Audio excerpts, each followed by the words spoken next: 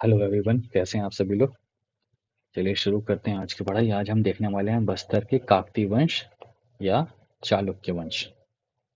तो सबसे पहले देखते हैं काकतीय वंशी शासक अन्नमदेव 1324 से 1369 ईस्वी, हमीर देव 1369 से 1410 ईस्वी, भैरव देव 1410 से 1448 ईस्वी, पुरुषोत्तम देव 1468 से 1534, जयसिंह देव 1534 से 1558, नरसिंह देव 1558 से 1602, प्रतापराज देव 1602 से 1625, जगदीश राजदेव 1625 से 1639, वीर नारायण देव 1639 से 1654, वीर सिंह देव 1654 से 1680, दिक्पाल देव 1680 से 1709, राजपाल देव 1709 से 1721। फिर आते हैं चंदेल मामा 1721 से 1731। फिर आते हैं दलपत देव, अजमेर देव, दरिया देव, महिपाल देव, भूपाल देव, भैरम देव, रुद्र प्रताप देव, प्रफुल्ल कुमारी, रविर चंद्र भंजदेव।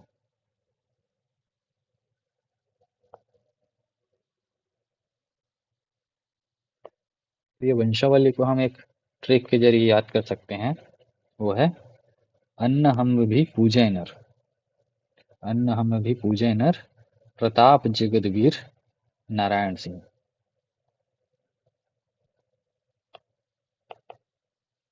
ठीक है, अन्न हम भी पूजय नर, अन्न से अन्नम देव, हम से हमीर देव,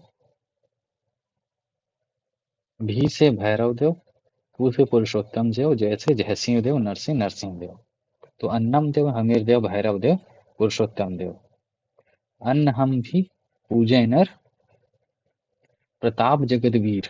तो वीर के बाद हमेशा याद आता है वीर नारायण सिंह। अन्न हम भी पूजय नर, प्रताप जगदवीर। वीर के बाद आता है नारायण सिंह। ठीक है, प्रताप से है प्रताप राज देव, जगत से है जगदीश देव, वीर के है वीर। तो पहला आता है नारायण देव, फिर आता है सिंह देव, तो वीर नारायण सिंह। अन्न हम भी पूजे नर, प्रताप जगत वीर नारायण सिंह। ठीक है, उसके बाद आता है दिक्पाल राजपाल चंदू मामा। दिक्पाल राजपाल चंदू मामा, दल पर आ जाए मेरे दरिया माए।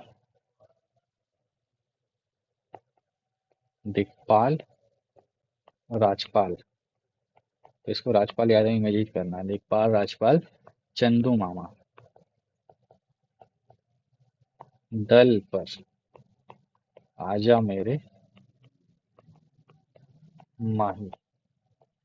दिक्पाल से है दिक्पाल देव, राजपाल से है राजपाल देव, फिर चंदू मामा से चंदेल मामा, दलपत से है दलपत दलपत देव, आजा मेरे से अजमेर देव, माही से, अच्छा यहाँ पर है आजा मेरे दरिया माही, दरिया से है दरिया देव, माही से महिपाल देव। दिक्पाल राजपाल चंदू मामा, आजा मेरे दरिया माही। ठीक है, तो ट्रिक है अन्न हम भी पूजे नर, अन्न हम भी पूजे नर, प्रताप जगदवीर नारायण सिंह। दिक्पाल राजपाल दल पर आजा मेरे दरिया माही। उसके बाद है भोपाल में कैरम खेले, रुद्र प्रफुल्ल प्रवीर। ठीक है, भोपाल से है भूपाल देव, कैरम से भैरम, रुद्र से रुद्र प्रताप, प्रफुल्ल से प्रफुल्ल कुमारी, और प्रवीर से प्रवीर चंद्र भंजदेव। ठीक है, तो यह है ट्रिक।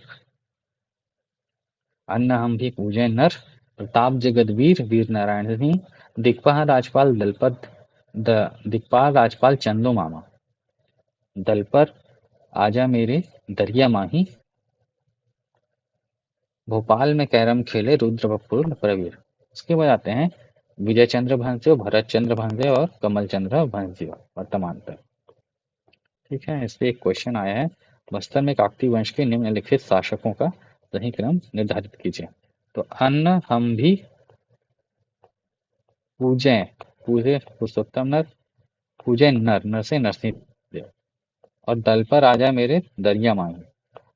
तो 1 2 1 3 2 4, 1 3 2 4 भी होना चाहिए। ठीक है,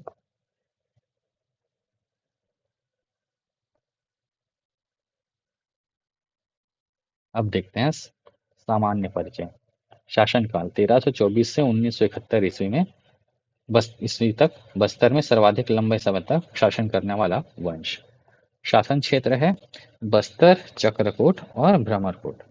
संस्थापक हैं छत्तीसगढ़ में अन्नमदेव, छत्तीसगढ़ में है अन्नमदेव, और वारंगल में गणपति। अंतिम शासक हैं प्रवीर चंद्र भंसदेव। प्राचीन राजधानी काकतीपुर, राजधानी है मंधोता है अन्नमदेव की, चक्रकोट है पुरुषोत्तम देव की, और बस्तर है दिक्पाल देव की, जगदलपुर है दलपत देव की। ठीक है, तो इसको याद रखना है। अन्नम देव, मंधोता, पुरुषोत्तम देव, चक्रकोट, दिक्पाल देव, बस्तर, दलपत देव, जगदलपुर। इनकी कुल देवी है दंतेश्वरी देवी। विशेष बस्तर के लोकगीतों में इस वंश को चालकी वंश, चालुक्य वंश के नाम से संबोधित किया गया है। ऐतिहासिक पृष्ठभूमि 1309 ईस्वी में अलाउद्दीन खिलजी ने दक्षिण भारत विजय अभियान के दौरान मलिक काफूर को साम्राज्य विस्तार हेतु वारंगल तेलंगाना भेजा। ठीक है, ये मलिक काफूर कौन है? वही है बिनते दिल वाला। ठीक है, 1309 ईस्वी में अलाउद्दीन खिलजी ने दक्षिण भारत विजय अभियान के दौरान मलिक काफूर को साम्राज्य विस्तार हेतु वारंगल भेजा। तभी यहाँ के काकती वंशी शासक प्रताप रुद्रदेव ने बिना युद्ध किए स्वयं की मूर्ति को सोने की जंजीर से बांधकर कोहिनूर हीरे के साथ आत्मसमर्पण कर दिया। ठीक है, तो कोहिनूर का हीरा काकती वंश शासक प्रताप रुद्रदेव के पास था।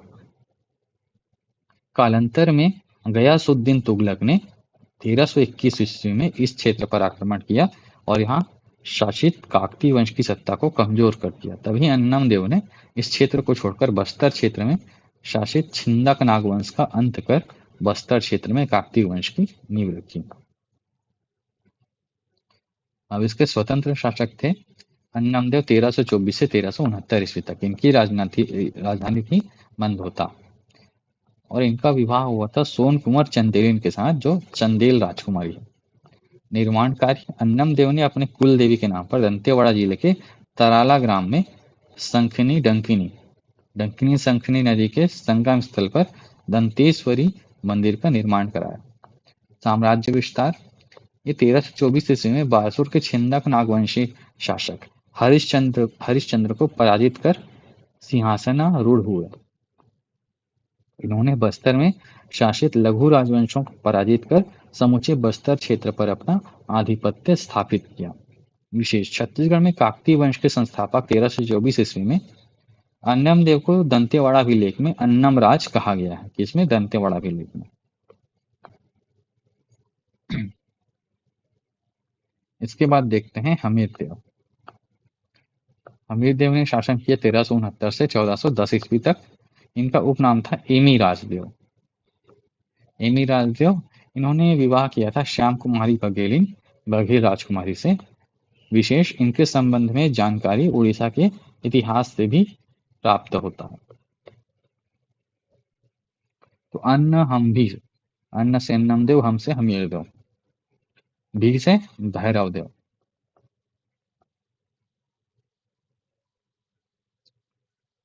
भैरव देव 1410 से 1468 ईस्वी। अन्य नाम था इनका भैरस देव। इनका विवाह हुआ था मेघाई अरिचकेलिन या मेघावती से। मेघाई अरिचकेलिन मेघावती। मेघावती आखेट विद्या में निपुण थी, मतलब शिकार करने में।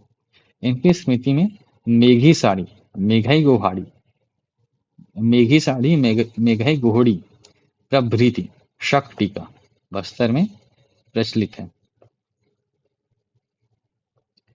इनके बातें हैं अन्न हम भी पूजय नर। ठीक है। तो पुरुषोत्तम देव 1468 में 1468 से 1534 तक राजधानी मंदोता से चक्रकोट स्थानांतरित किया। ये उपासक थे भगवान जगन्नाथ के। इनको उपाधि मिली थी रथपति, पुरी के शासक द्वारा प्रदत्त। पुरी के शासक ने 16 पहियों का रथ प्रदान किया था। विवाह कंचन कुंवर बघेलिन से हुआ था। विशेष बस्तर में विश्व प्रसिद्ध रथ यात्रा एवं गोंचा पर्व का प्रारंभ इन्हीं के द्वारा किया गया।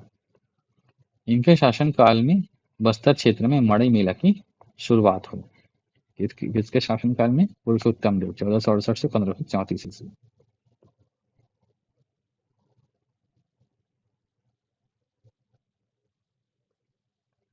प्रताप राजदेव आक्रमण। इनके समय में गोलकुंडा की मोहम्मद कुली कुतुब शाह की सेना ने बस्तर पर आक्रमण किया था। कुतुब शाह की सेना को काकतीय वंश सेना से पराजय का मुख देखना पड़ा। तत्पश्चात गोलकुंडा राज्य द्वारा अहमदनगर के शासक मलिक अमर को उकसाया गया और बस्तर पर व्यवधान उत्पन्न करने का प्रयास किया गया। उसके बाद जयपुर ओडिशा नरेश की सहायता से उसने जयपुर से लगे क्षेत्रों को विजित कर लिया और इस प्रकार काकतियों को अप्रत्यक्ष तौर पर प्रभावित किया। वीर सिंह देव 1654 से 1680 ईस्वी। इसने राजपुर के दुर्ग किला का निर्माण कराया। इसके बाद आते हैं दिखपाल देव 1680 से 1709 ईस्वी। इसने राजधानी चक्रकोट से बस्तर स्थानांतरित किया। शिलालेख इनका मिलता है दंतेवाड़ा शिलालेख सन 1703 को। दंतेवाड़ा से प्राप्त यह शिलालेख छत्तीसगढ़ी मिश्रित गद्य रूप में है। राजपाल देव 1709 से 1721 ईस्वी। उनको उपाधि है पौढ़ प्रताप चक्रवर्ती। इनका अन्य नाम है रक्षपाल देव। ये उपासक है मणिकेश्वरी देवी के। दंतेवाड़ा में नागवंशीय राजाओं की कुल देवी है जिसे मणिकेश्वरी देवी के नाम से जानते हैं। इनका विवाह बघेलिन एवं चंदेलिन नामक 2 राजकुमारियों से हुआ था जिनसे 3 पुत्र दलपत देव, प्रताप सिंह देव और दक्षिण सिंह हुए। राजपाल देव राजपाल देव के की 2 पत्नियां हैं चंदेलिन और बघेलिन। चंदेलिन से दलपत देव और प्रताप सिंह, बघेलिन से दक्षिण सिंह।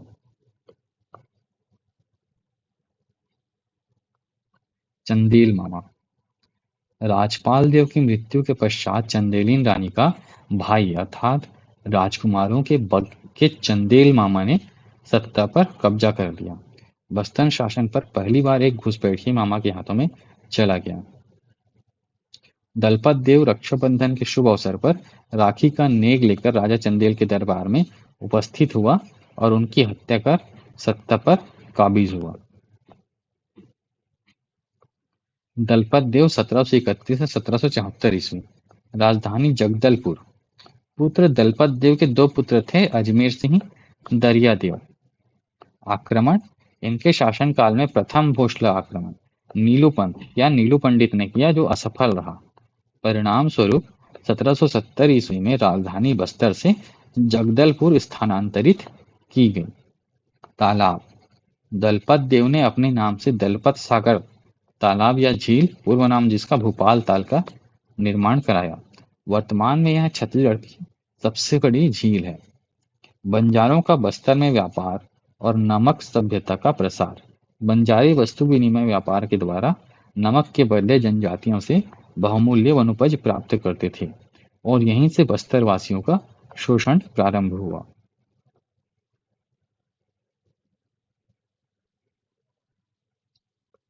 अजमेर सिंह 1774 से 1777। इन्हें बस्तर क्षेत्र में क्रांति का मसीहा कहा जाता है। इन्हीं के शासन काल में अजमेर सिंह और दरियादेव के मध्य सत्ता का संघर्ष शुरू हुआ। दरियादेव ने ब्रिटिश अधिकारी व मराठों के साथ कूटनीतिक षड्यंत्र कर अजमेर सिंह पर आक्रमण किया।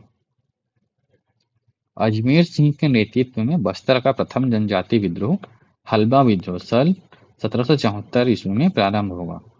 इस विद्रोह के असफलता के बाद काकतीय वंश का शासन मराठों के अधीन आ गया।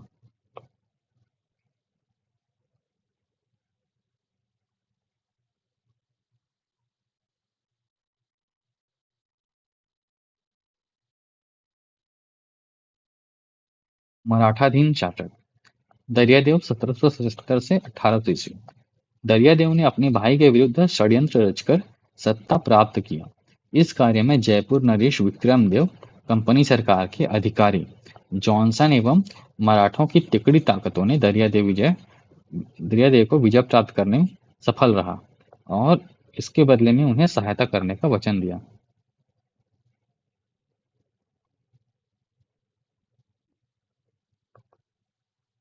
दरियादेव ने अपने भाई के विरुद्ध षड्यंत्र रचकर सत्ता प्राप्त की। इस कार्य में जयपुर नरेश विक्रमदेव, कंपनी सरकार के अधिकारी जॉनसन एवं मराठों की तिकड़ी ताकतों से दरियादेव विजय प्राप्त करने में सफल रहा और इसके बदले उन्हें सहायता करने का वचन दिया। कोटपाड़ की संधि तिथि है 6 अप्रैल 1778। घटनाक्रम इन्होंने सत्ता हस्तांतरण हेतु जयपुर नरेश विक्रमदेव व बिम्बाजी भोसले के प्रतिनिधि त्रयंबक अवीर राव के मध्य 6 अप्रैल 1778 ईस्वी को कोटपार की संधि की। इस संधि के तहत जयपुर नरेश को कोटपार, चुकचुड़ा, पोड़ागढ़ और रायगढ़ का क्षेत्र मिला तथा मराठों को 59,000 टकोली प्रतिवर्ष देने को राजी हुआ। इस संधि द्वारा इस राज्य का बस्तर क्षेत्र मराठा नियंत्रण में आ गया। दरियादेव के शासनकाल में ही बस्तर क्षेत्र छत्तीसगढ़ का अभिन्न अंग बना। दरियादेव ने सत्ता के लोभ में बस्तर की स्वाधीनता को बेच दिया और यह संधि स्वीकार कर ली।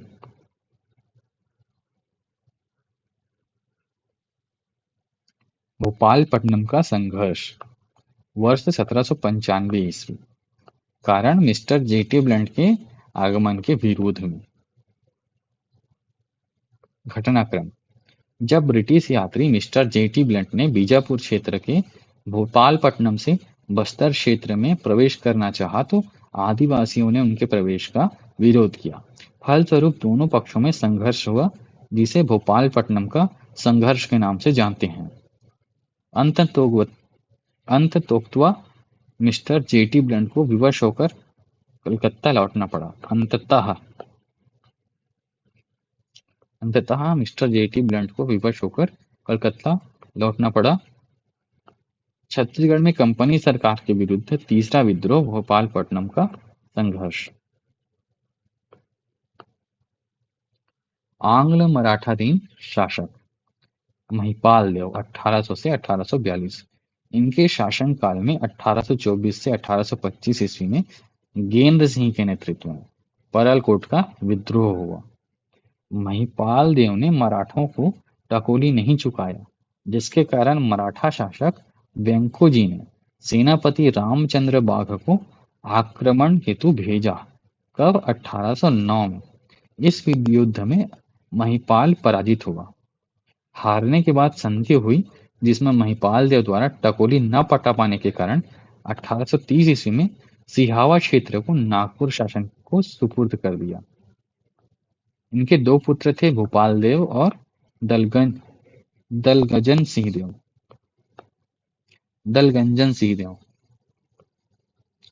भोपाल देव 1842 से 1853 ईस्वी। इन्होंने अपने भाई दलगंजन सिंह को तारापुर परगने का अधिकारी बना दिया था।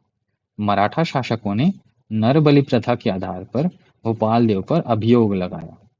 भोपाल देव के शासनकाल में दो प्रसिद्ध जनजातीय विद्रोह हुए, तारापुर विद्रोह और मेरिया विद्रोह। तारापुर विद्रोह 1842 से 54 में और मेरिया विद्रोह 1842 से 63 तक। ब्रिटिश कालीन शासक लॉर्ड डलहौजी के द्वारा 13 मार्च 1854 को हड़प नीति के तहत नागपुर राज्य का ब्रिटिश साम्राज्य में विलय कर लिया गया, जिससे नागपुर साम्राज्य के अधीन शासित क्षेत्र भी ब्रिटिशों के अधीन आ गए। परिणाम स्वरूप छत्तीसगढ़ भी ब्रिटिश नियंत्रण में आ गया और इस प्रकार बस्तर क्षेत्र प्रशासनिक व राजनीतिक रूप से अंग्रेजों के अधीन आ गया। भैरम देव 1853 से 1891 ईस्वी भोपाल देव का पुत्र था जो 13 वर्ष की अवस्था में राज सिंहासन पर बैठा। इसके शासनकाल में अंग्रेज अधिकारी चार्ल्स इलियट का 1856 ईस्वी में बस्तर आगमन हुआ। इनके शासनकाल में 3 प्रमुख जनजातीय विद्रोह हुए: लिंगागिरी विद्रोह, कोई विद्रोह और मुड़िया विद्रोह। लिंगागिरी विद्रोह हुआ 1856 में, कोई विद्रोह हुआ 1859 में और मुड़िया विद्रोह हुआ 1876 में। विशेष 1854 में बस्तर ब्रिटिश भारत का एक मांडलिक राज्य बना। छत्तीसगढ़ संभाग का deputy commissioner major Charles Elliot प्रथम यूरोपीय था जो 1856 ईस्वी में बस्तर आया था। 1886 ईस्वी से बस्तर में ब्रिटिश अधिकारियों को ही दीवान नियुक्त किए जाने का निर्णय लिया गया।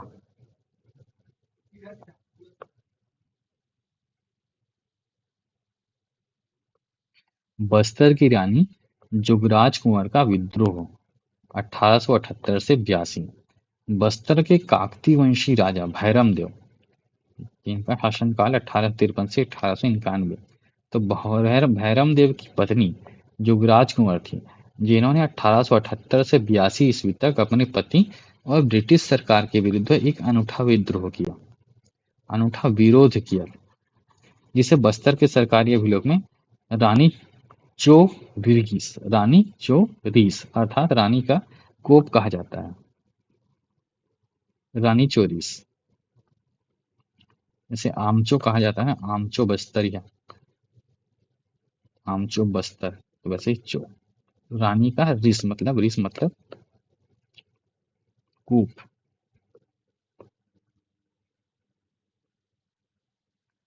रानी इस संघर्ष में विजयी हुई।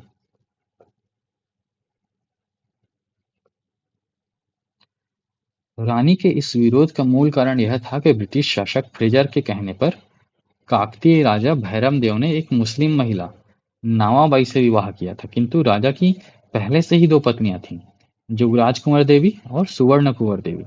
यह तीसरा विवाह उस युग की प्रचलित परंपरा के खिलाफ एक विधर्मिणी से रचाया गया था, जिसका तीखे तेवर में विरोध जुगराज कुंवर देवी ने किया था। इस विद्रोह में बस्तर की महिलाएं राजा भैरम देव के खिलाफ सड़कों पर उतर आई थीं और उनका नारा था कि भैरम देव या तो नावाबाई को छोड़े अथवा बस्तर की राजगद्दी को छोड़ दे। अंततोगत्वा इस नारी शक्ति के समक्ष ब्रिटिश शासन को झुकना पड़ा और रानी का यह संघर्ष सफल रहा। स्रोत: छत्तीसगढ़ का जनजातीय इतिहास, हीरालाल शुक्ल, पेज क्रमांक 161 से 165। छत्तीसगढ़ की रियासतें, C.L. शर्मा।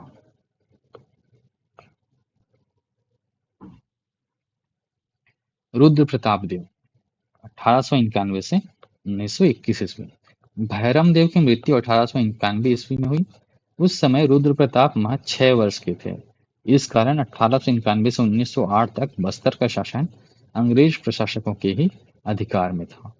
अंग्रेज प्रशासकों के अधीन बस्तर क्षेत्र में के सत्ता संचालन का मुख्य कारण रुद्र प्रताप देव का अलग वयस्क होना था। रुद्र प्रताप देव की शिक्षा दीक्षा नागपुर के राजकुमार कॉलेज में हुई, रायपुर के राजकुमार कॉलेज में हुई। भैरम देव की मृत्यु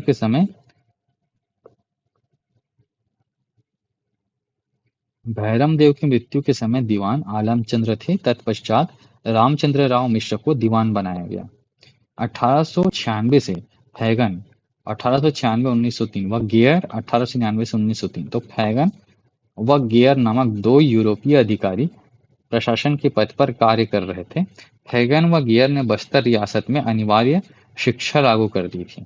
1908 में रुद्र प्रताप देव ने बस्तर के शासन को प्रत्यक्ष रूप से संचालित करने हेतु अपने हाथों में लिया।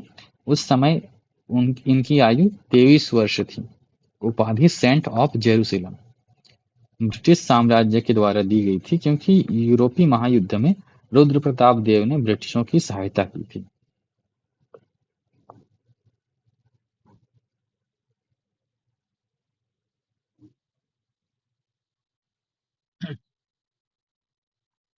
इन्होंने जगदलपुर को चौराहों का नगर के रूप में विकसित किया था।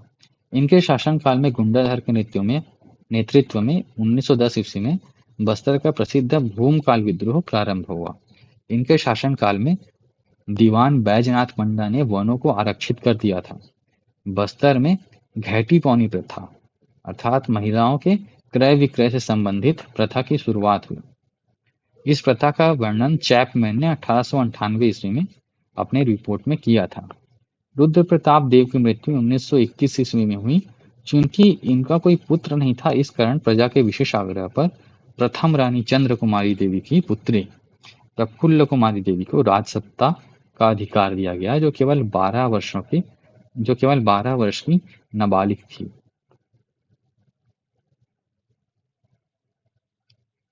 प्रफुल्ल कुमारी देवी 1921 से 1936 ईस्वी छत्तीसगढ़ की प्रथम महिला शासिका थी। 1922 में 12 वर्ष की आयु में इनका राज्याभिषेक हुआ, क्योंकि इनके पिता रुद्र प्रताप देव की असामयिक मृत्यु हो गई थी। इनका विवाह 1927 में मयूरभंज के महाराज के भतीजे प्रफुल्ल चंद्र भंजदेव के साथ हुआ। महारानी प्रफुल्ल कुमारी देवी एक जनहितैषी शासिका थी, जिसके कारण अंग्रेज शासकों ने लगातार इन्हें तंग किया। इनके पति प्रफुल्ल चंद्र भंजदेव ने 1930 ईस्वी में बस्तर को निजामिस्तान बनाने के ब्रिटिश षड्यंत्र का विरोध किया। फलतः उनके बस्तर प्रवेश पर प्रतिबंध लगा दिया गया था। महारानी को अपेंडिसाइटिस की ऑपरेशन के लिए लंदन भेजा गया, जहां पर उनकी 1936 में मृत्यु हो गई। उनका देहावसान होना संदेहास्पद है। विशेष द इंडियन वुमनहुड नामक एक पत्रिका में महारानी के विषय में उल्लेख है।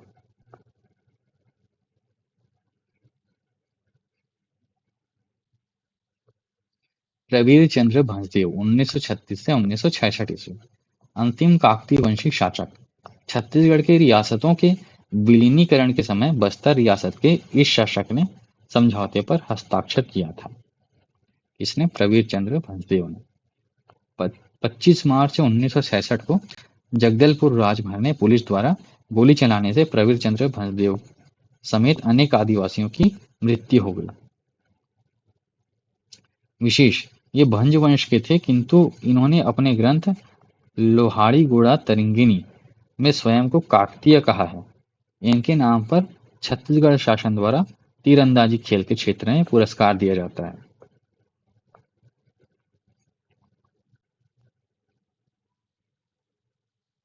छत्तीसगढ़ के इतिहास की निम्नलिखित घटनाओं पर विचार कीजिए। हल्द्वा विद्रोह, परलकोट विद्रोह के जमींदार गेंद सिंह को फांसी, सिपाही विद्रोह की शुरुआत, छत्तीसगढ़ में मराठों का आक्रमण, मौर्य विद्रोह, रतनपुर की स्थापना, शहीद वीर नारायण सिंह को फांसी। तो ये हम आगे पढ़ेंगे। बस्तर के काकतीय राजवंश के शासन का सही क्रम भैरमदेव, पुरुषोत्तम देव, नरसिंह देव, प्रताप राजदेव, ये तो हम कर ही चुके हैं। इसके बाद शुरू होता है प्रमुख जनजाति विद्रोह, जो हम अगले सेशन में देखेंगे। तब के लिए इतना ही। All the best.